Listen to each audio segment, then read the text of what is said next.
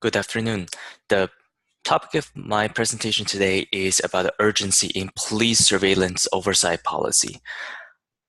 My name is ZeliangXu, and the audience is decision makers for City Safety Council and Police Department. And the organization I am in is the strategy company for data-centric crime monitoring.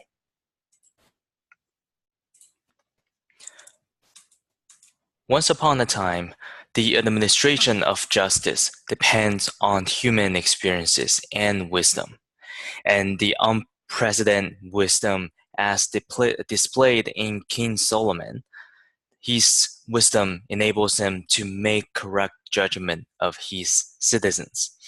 In 1749, the Fielding brothers founded the Bow Street Runners in London, which was the first professional police force in the world. 1 century after, there came a wave of detective-based novels like Sherlock Holmes, which I personally went through at least 3 times for both English and Chinese versions. The personal experiences of data gathering and data analysis are dependent on by Sherlock Holmes to make deductions on each individual case he was solving. Historically, gathering information was an arduous process. There is innumerable conversations and many of which later proved to be irrelevant.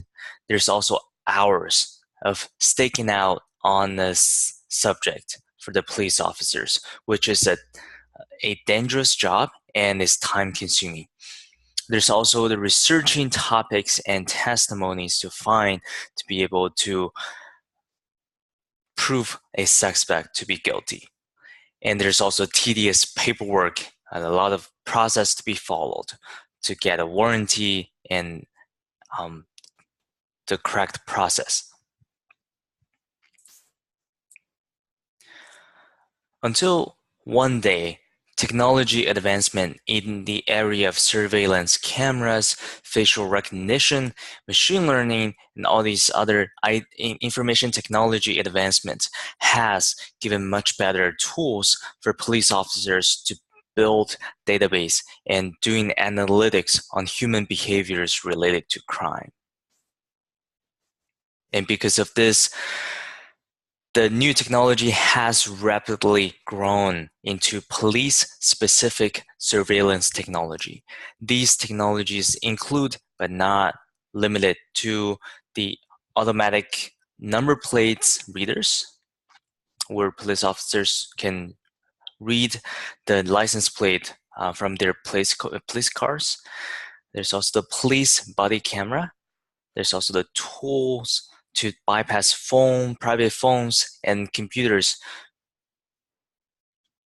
And there's also the data-driven tool to optimize the distribution of police forces to target those areas with higher risks. Until finally, with massive application of surveillance technology, data privacy has grown into a big concern for citizens. In relative term, the gap between information technology and the information technology policy is growing wider. Most privacy laws were written for the age of postal services and fixed line telephones and can hardly catch up with ever-changing data-centric environment. In both liberal and those less liberal countries, metadata are captured and used by security and police department, most of the time without the knowledge of citizens, and there's no law stopping them from doing it.